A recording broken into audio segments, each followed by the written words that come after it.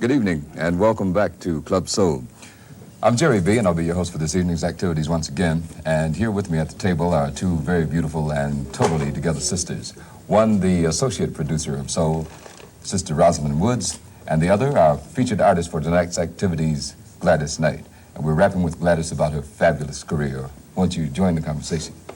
Gladys, you know, we've been talking a lot about your career, and I'd sort of like to get into the personal Gladys Knight, the Gladys Knight off stage. Could you tell me a little about her? Well, basically, I'm a quiet person. I don't think the Pips will agree with that, however. I think I'm true to my sign in that respect, too. I'm a Gemini, and I do quite a bit of thinking. I get tired of hearing myself think sometimes, you know. And, you know, I like clean fun, like picnics and stuff like that, you know.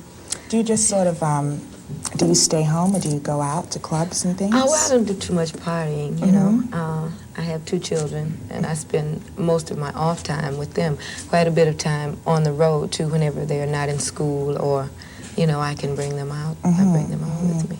Gladys, when you're recording, what part does the producer play in the sound of Gladys Knight and the Pips? Well, he plays quite a big part because it can be very frustrating if the producer doesn't know how to produce you. We play quite a big part in production as far as Gladys Knight and the Pips are concerned, although we don't get credit for it. We make up our own backgrounds, mostly. I'll say 95% of them we do. And my brother, Merrill, is kind of a boost for me because he just ain't gonna let me get away with doing it halfway, you know. You collaborated, all of you as a group, on the hit, what was that? I Don't Want to Do Wrong? Right? Yeah. Was that the first time you'd ever written one of your own recordings? No, we had started writing way back in the late 50s, you know. And it's kind of funny, I get kind of upset about it. We come up with a lot of firsts, but people have told us, and I believe too, that we've been ahead of ourselves.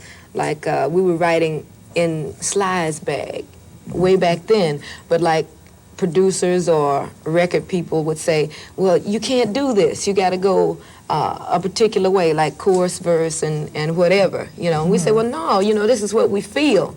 And then later on, here it comes. Or the fast dancing, you know, like my guys, not bragging, but they were the ones that really came out with the fast stepping thing. But other groups got known before we did, you know, so they picked up the first for the quick steps and stuff like that, you know. But that's the way it goes, I guess. We're going to come up with a first, though, and get out there with it. Have you ever recorded any spiritual works? Yeah, we did a Lucy Wakefield memorial album for Motown Records, and we had two selections in that, How Great Thou Art and Just a Closer Walk with Thee. I've been really just pounding it into the company since about 6 years ago when we first came with Motown, that I'd like to do a spiritual album and a blues album, you know, but they ain't ready yet. Well, Gladys, we want to thank you very much for spending part of your time with us here in conversation. I love to talk, honey.